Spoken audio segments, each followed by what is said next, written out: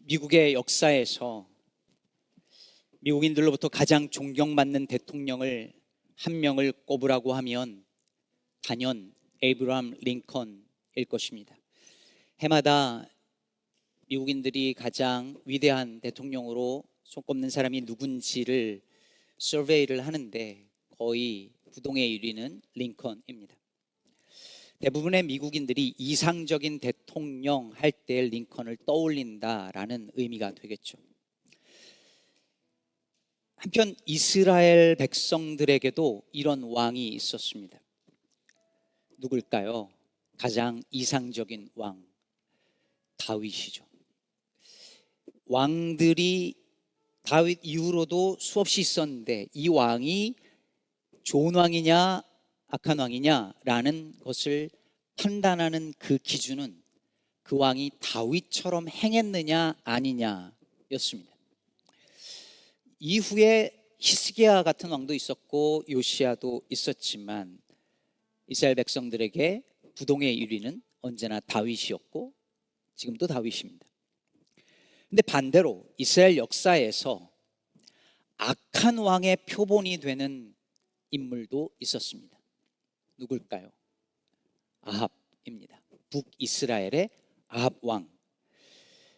이 왕이 악한 왕의 그냥 전형적인 example이었습니다. 예를 들어 아합 왕의 아들이 여호람이었는데 이 여호람도 하나님 보시기에 악했다라고 열왕기에서 기록하면서 뭐라고 덧붙이냐면 그래도 그 아버지와 어머니만큼은 아니었다 이렇게 말합니다.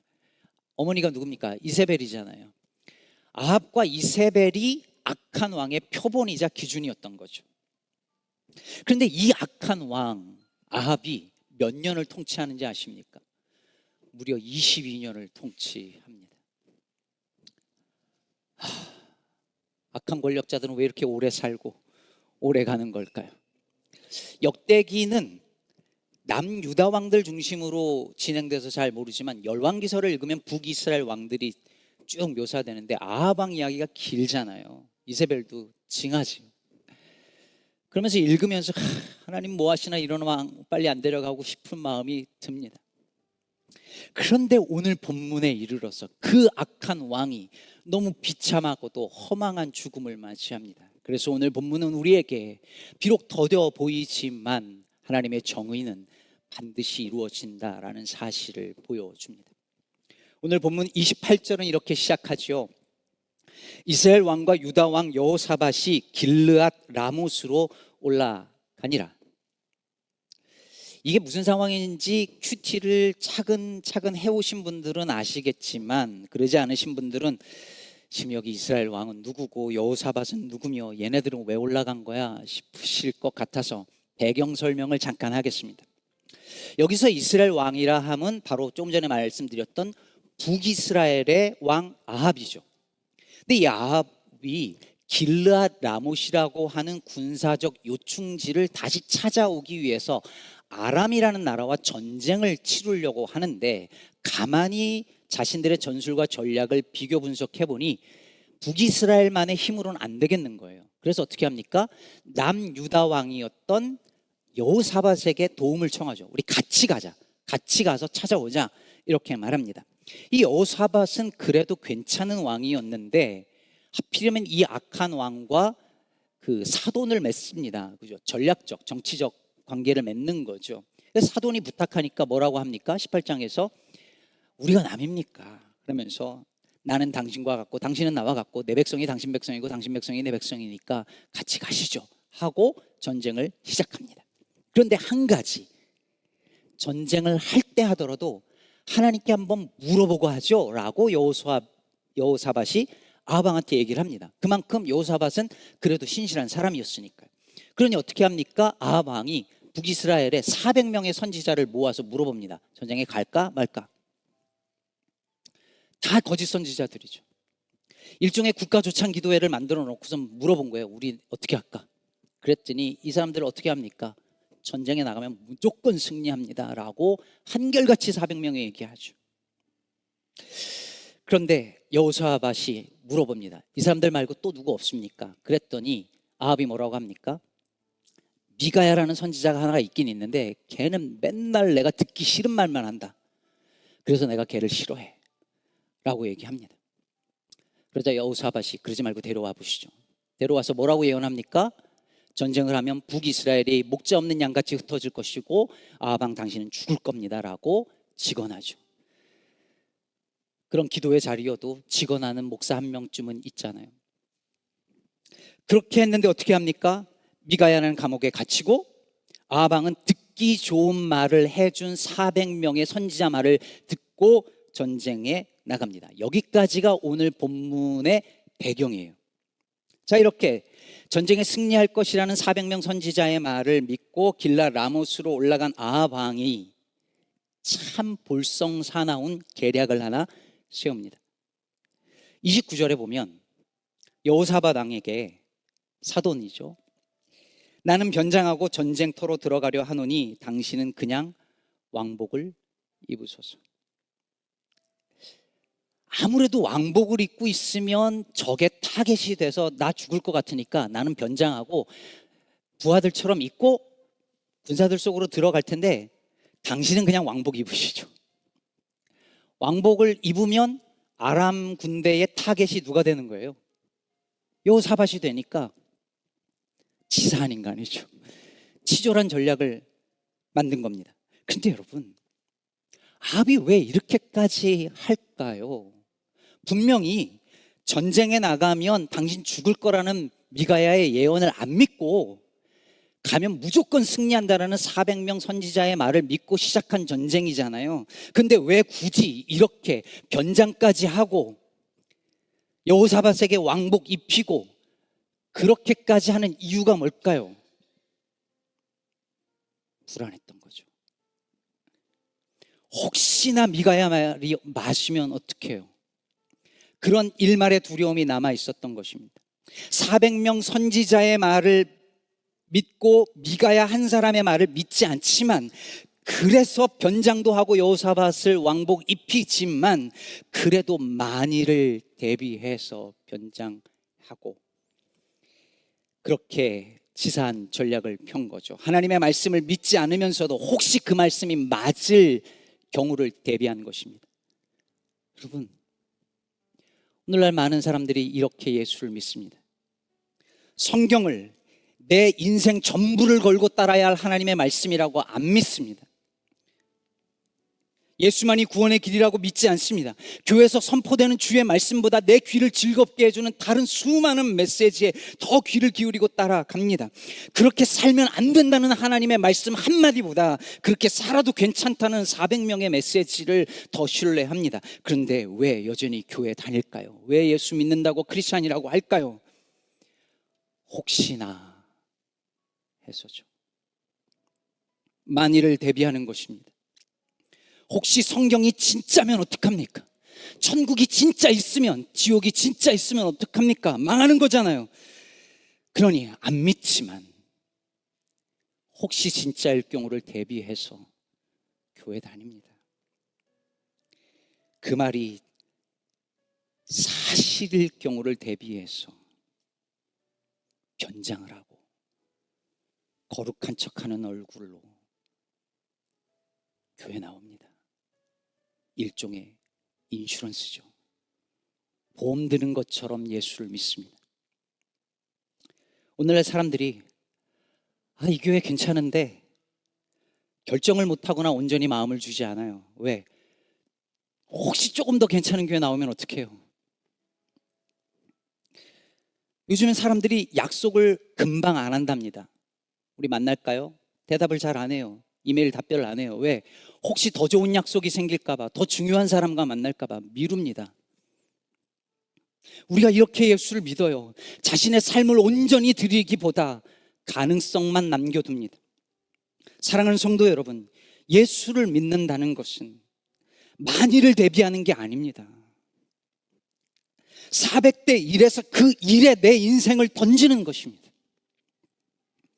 400개 메시지를 믿으면서 만일을 대비해서 그 일이 맞을 경우를 대비해서 준비하는 게 믿음이 아닙니다. 그건 믿음이 아니에요. 혹시라도 여기 오늘 그런 분 안 계시겠지만 보험 드는 마음으로 여기 와 있다면 결단하시기를 바랍니다. 예수 외에 다른 길은 없습니다. 다른 길을 잘라내야 합니다. 돌아갈 길이 없게 해야 합니다. 배수진을 치십시오. 그게 믿음입니다.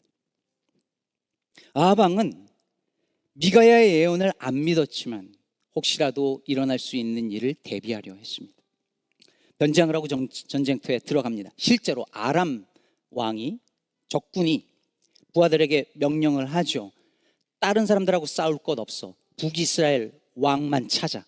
그만 죽이면 돼 라고 하자 아람 왕의 군사들이 어떻게 합니까? 왕만 찾는 거예요. 그러다 누굴 발견합니까? 여호사밧을 발견하죠. 그리고 죽이려고 달려드는데 여호사밧이 도망가면서 소리를 지릅니다. 뭐라고 소리 질렀을까요? 안 나오지만 나 아니야 그랬을까요? 여기 소리 지르다는 말은 자크라고 하는데 보통 구약에서 하나님께 도움을 구할 때 부르짖는다는 말로 나옵니다. 아마 하나님을 찾았겠죠. 신실한 왕이었으니까. 그래서 하나님이 도우셔서 군사들이 아닌 걸 알고 돌아갑니다. 그러다가 이 긴박한 상황 속에서 33절을 보니까 어떤 사람이 무심코 활을 당겨 쏩니다. 그래서 무심코라는 말의 의미는 목적 없이 의도하지 않게라는 뜻입니다. 그러니까 누구를 맞춰야 되겠다라는 타겟을 정하고 쏜 게 아니라 그냥 쏜 거예요. 그런데 어디로 날아갑니까? 변장하고 부하들 틈바구니 속에 있었던 아합왕에게로 정확하게 날아가서 갑옷을 입고 있는데 그 갑옷 솔기에 정확하게 꽂힙니다. 여러분, 갑옷 솔기는 갑옷에 붙어있는 금속의 이음새 부분입니다. 거기에 화살이 맞을 확률은 얼마나 될까요? 그렇게 치밀하게 계획을 세웠는데 만일을 대비해서 왕복을 벗고 부하들의 일반 군사의 옷을 입었는데 그것도 모자라서 여호사밧에게 왕복을 입게 했는데 우연히 누군가 쏜 그 화살에 의해서 그의 계획이 다 수포로 돌아가고 죽음을 맞습니다. 그러나 우리는 알지요. 그것이 우연을 가장한 하나님의 필연의 화살이었다는 사실을 말입니다. 아무리 인간이 자기의 길을 치밀하게 계획하고 준비하고 내 미래를 연금을 붓고 계획을 세워서 노후 준비를 하고 혹시나 하는 마음에 보험을 들고 혹시나 하는 마음에 보험 드는 마음으로 신앙까지 갖고 그렇게 인생을 다 잘 준비한다 할지라도 우리의 인생을 이끌어 나가는 힘은 우리의 완벽해 보이는 그 계획이 아니라 우연을 가장한 하나님의 섭리요 은혜임을 우리는 압니다. 사랑하는 여러분, 가만히 생각해 보십시오. 여러분의 삶을 여기까지 이끌어온 것이 내 계획과 준비였습니까? 내가 계획했던 대로 난 지금 여기 다 됐어 하는 분 계신가요? 저는 일도 없어요. 생각해 보면 우연히 만난 그 사람, 우연히 겪게 된 그 일, 우연히 들었던 그 한 말씀, 그 많은 우연들이 다 모아져 내가 여기까지 왔는데 돌이켜 생각하니 그것이 우연을 가장한 하나님의 은혜요 섭리였다는 사실을 도저히 부인할 수가 없습니다. 제가 우연히 군대에서 폭파병 보직을 받았습니다. 제가 왜 폭파를 받았는지 알 수가 없습니다. 제 보직 임무는 전쟁이 나면 적군에 침투해서 들어가서 폭발물을 설치하고 빠져나오는 게 제 보직이었어요. 그러다 보니 이 보직 때문에 이제 수색부대를 들어가게 됐는데 저같이 키 작고 안경 쓰고 하얀 애가 처음 들어온 거죠. 그래서 주중에는 이제 똑같이 훈련을 받고 주일에는 군종으로 사역을 했습니다. 근데 그 부대에 어느 날 새로운 군종 목사님이 부임해 오셨습니다. 이 목사님에게 제가 진짜 많은 은혜를 받고 영향을 많이 받고 훈련을 많이 받았어요. 근데 그 목사님이 장로교 고신측 목사님이었습니다. 감리교에서 평생 자라난 저는 처음 만나는 장로교 목사님이었습니다. 그때 처음으로 장로교 신학이 뭔지도 배우고 장로교 개혁주의 신학으로 성경을 보는 법도 배우고, 목사님이 군종들 설교를 돌아가면서 시키면서 설교 원고도 첨삭 이렇게 봐주시고 하실 정도로 저희를 훈련시켜 주셨어요. 그때 제가 무슨 생각을 했냐면, 장로교로 옮길까 생각을 했었습니다. 그러다가 제대하고 다시 복학하고 잊어버렸어요. 그리고 20여 년이 흘러서 제가 진짜 장로교 목사가 되던 때에 그때가 생각이 났습니다. 하나님은 다 계획이 있으셨구나 싶더라고요. 근데 여러분, 이게 다가 아니에요. 몇 년 전에 제가 뉴저지에 있을 때 제 아들 유빈이가 펜실베니아에서 열리는 중고등부 수련회에 참여한 적이 있었습니다. 연합수련회였는데 그 기간에 제가 정말 수년 동안 연락도 못 드렸던 그 군대 시절 목사님하고 연락이 닿았습니다. 한국에 계셨는데. 그래서 안부도 묻고 하다가 목사님 아들이 있었는데, 제가 1살 애를 제가 업어 키웠어요. 그 아들 이름이 빈이었어요. 빈이. 제가 아들 이름을 빈이라고 짓고 싶었는데 빈인 거예요. 그래서 제 아들처럼 너무너무 이뻐하면서 제가 업고 키웠어요. 그래서 우리 빈이 이제 성인이 됐을 텐데 어떻게 지내냐고 물어봤어요. 그랬더니 잘 지내지. 근데 지금 잠깐 미국 갔어. 어디 갔냐니까 펜실베니아에 수련회가 있어서 갔는데 스태프로 갔어. 그리고 제가 유빈이를 만나러 펜실베니아에 갔는데 유빈이가 속한 조의 조 그룹 리더가 그 목사님 아들인 거예요. 빈이가 유빈이 조장으로 그룹 리더로 거기서 같이 만나서 이미 교제하고 있었어요. 여러분, 이럴 가능성은 얼마나 될까요? 둘이 서로 모르는 사이에 수십 년이 흘러서 그 두 아들이 만나서 한 수련회 한 조의 리더와 조원으로 만날 가능성은 얼마나 될까요? 그때 소름이 끼치면서 내가 하나님 손바닥 안에 있구나 하는 생각을 했습니다. 하나님의 섭리 안에 살고 있구나, 부인할 수 없었습니다. 여러분, 룻기의 한 장면을 기억하십니까? 룻이 밭을 돌아다니면서 곡식을 하다가 성경에 그렇게 분명히 써져 있습니다. 우연히 보아스의 밭에 들어갔는데 마침 보아스가 와서 룻을 만나고 은혜를 베풉니다. 어디 우연이었겠습니까?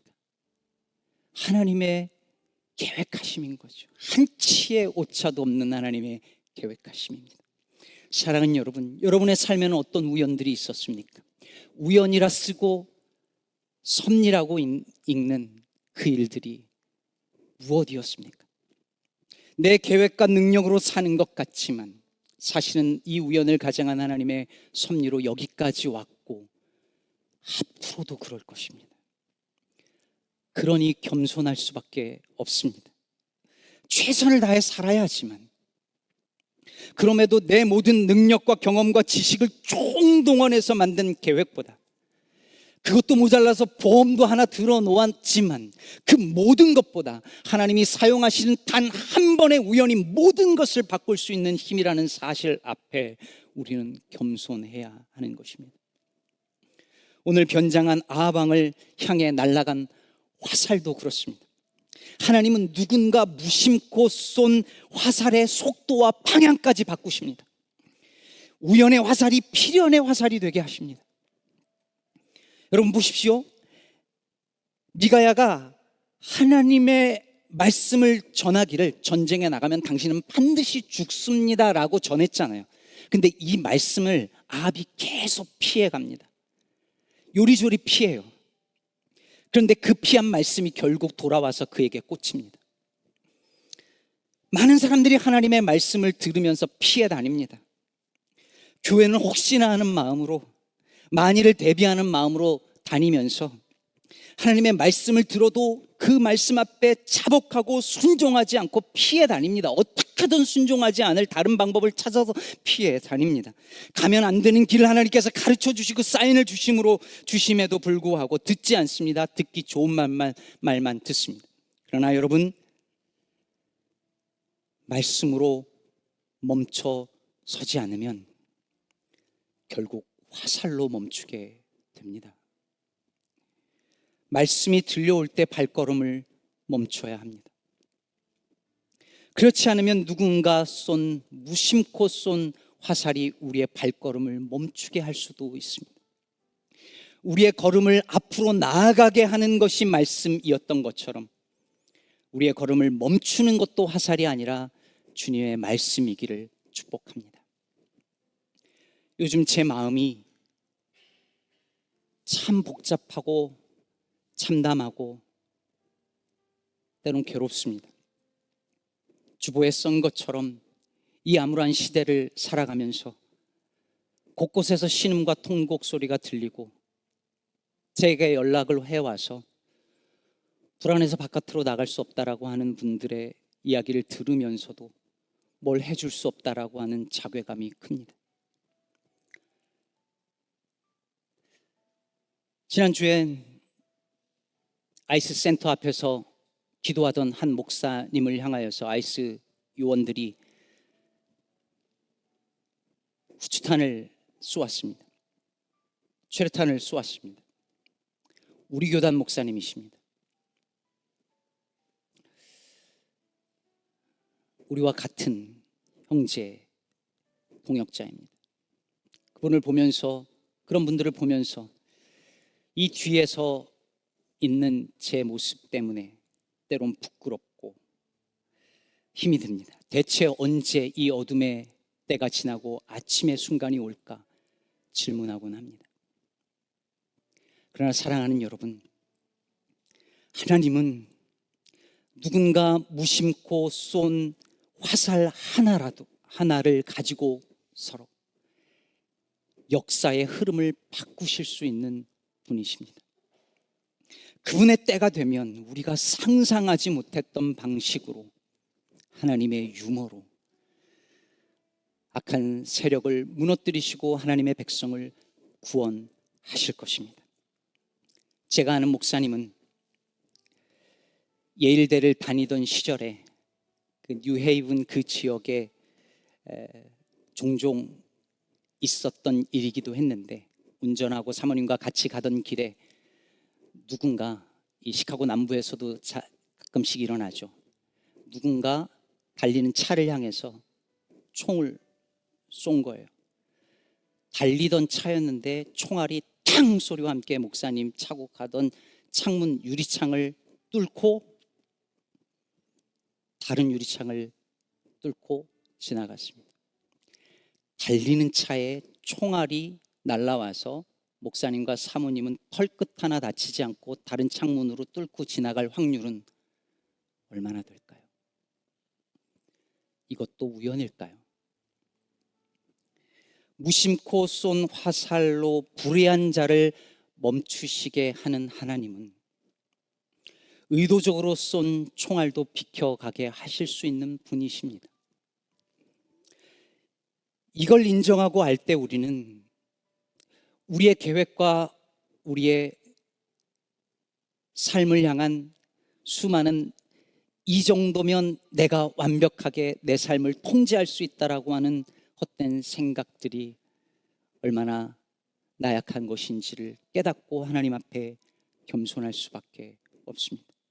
그러니 사랑하는 여러분, 살면서 내 계획이 무너진다 할지라도 너무 절망하거나 실망하지 말고 저 악한 세력으로 인해서 무너지는 마음 혹은 희망마저 잃어버리려고 하는 마음을 다시 부여잡고 주께서 하실 일을 기대하며 이 말씀 한마디를 내 삶을 지키는 또 하나의 보험 정도로 여기는 것이 아니라 내 인생 전부를 던져야 하는 살아계신 하나님의 말씀임을 믿으며 살아가는 저와 여러분 되기를 간절히 축복합니다.